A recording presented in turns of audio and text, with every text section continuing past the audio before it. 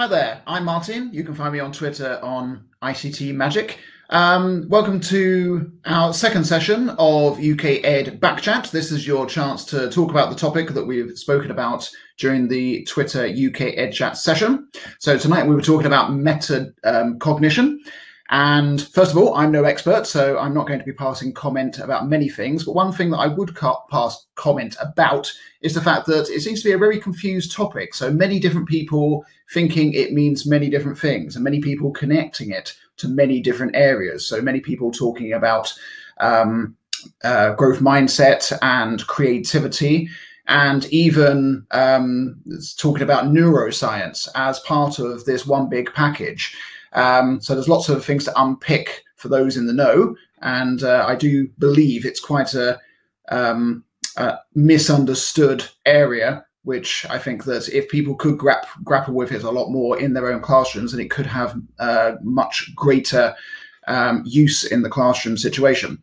So what I'm going to do is I'm going to leave it to those people who have chatted on the UKEdChat session, and I'm going to share my screen and share a few tweets with you.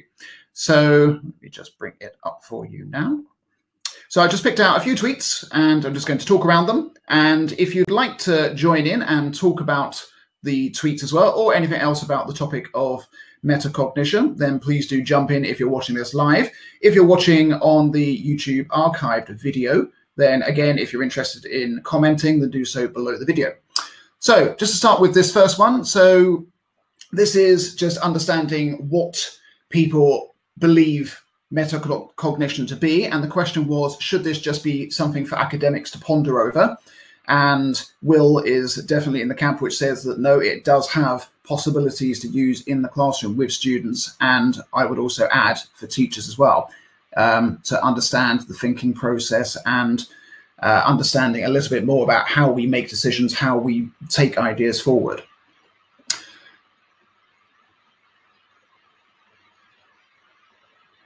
Yeah, so this is an interesting one. So obviously hasn't received the greatest amount of good training on this particular topic. And I've had metacognition training myself from Barry Heimer, and he is certainly not one of the charlatans that this person comments about. In fact, his session was fantastic, one of the best CPD sessions that I've had within my school ever, I would say. It's a very enjoyable and very informative session. So I do take the point that lots of people do seem to misunderstand this topic, and it's probably quite a difficult one to get across because it is taking people on such a journey from where they may be to start with to where they need to be at the end of the training session. It can be a very difficult topic. So unless you are a very skilled practitioner in CPD, it's probably very difficult to put those ideas across. So I think the advice from this tweet is be careful, and I think word of mouth is very important for this particular topic. Let's go on to the next tweet. So this person was talking about the fact that it's not a focus at ITT, and for my own teacher training, I would agree with that. The fact that I don't think it was mentioned even once at my teacher training, which was getting on for 10 years ago now, but still, it was around during those times, and it certainly wasn't mentioned. And it's interesting the fact that a lack of expertise is obviously a big stumbling block. But hopefully everybody who's taking part in UKEdChat is in charge of their own CPD. So this is something which hopefully you can upskill on, and you can improve what you're doing within your own classroom, even if it's baby steps towards it. But from the archive that we're making on UKEdChat tonight, from all of these tweets and from the session that we've had tonight, hopefully you'll at least start that journey along the road to understanding more about metacognition. Let's go on to the next tweet.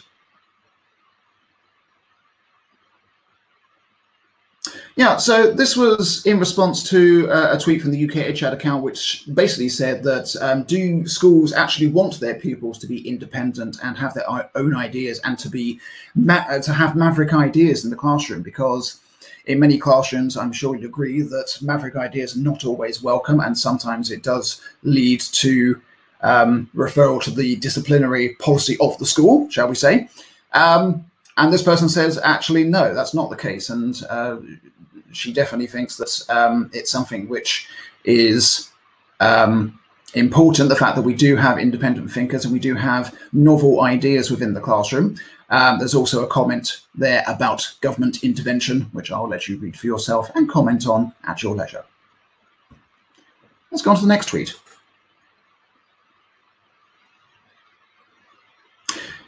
Yeah, so the idea of having power over one's own thinking. So we all like to think that we're our own agents to our own thinking, but especially with young minds, is that always the case? The fact that, are we actually thinking about what we're doing? I know certainly as an adult that I don't always think about what I do, even though I do try to, and I'm sure that everybody here is guilty of that. But it is rather interesting, the fact that when you do have that ability to step back from one's own thinking and actually see what we're doing within our own thinking process, then it obviously gives us an additional power, which this person says gives us no limits when inquiring, which is a lovely turn of phrase. Let's go on to the next tweet. Yeah, so this was in response to busy timetables and the fact that it's difficult to put things which are not specifically in the curriculum into the curriculum, as it were.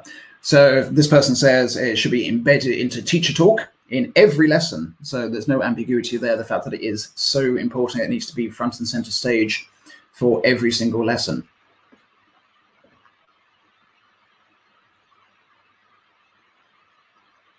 Yeah, so this is a comment about, well, a question about how does one's self-aware about one's thinking aid independence? And it does say pupils there, but also for teachers and any adult as well. So Graham here talks about the fact that it could reduce the impact of mental illness, and he particularly says about anxiety and depression. That's a very interesting thought, and if you are able to comment either on the live session in the chat bar, or if you'd like to comment on the YouTube video archive as well, that'd be fantastic. I'd like to hear your thoughts about that one. And the final tweets before I go back to the page and see if anybody would like to discuss any of this with me.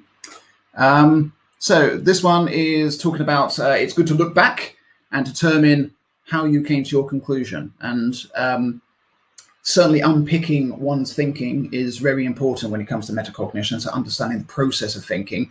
And it's rather interesting, so not just looking ahead and putting those strategies in place to help one think more clearly in the future, and also reflect as you're thinking about something, about how you're thinking about it and why you're thinking about it, but that reflection as well is very important as well. And it was rather interesting, this tweet actually reflects the fact that many people put in those question words. So this person, Will, is asking about, he's putting the word ask here, and there was a tendency for people to use the question words within their tweets. And that's just one example of that.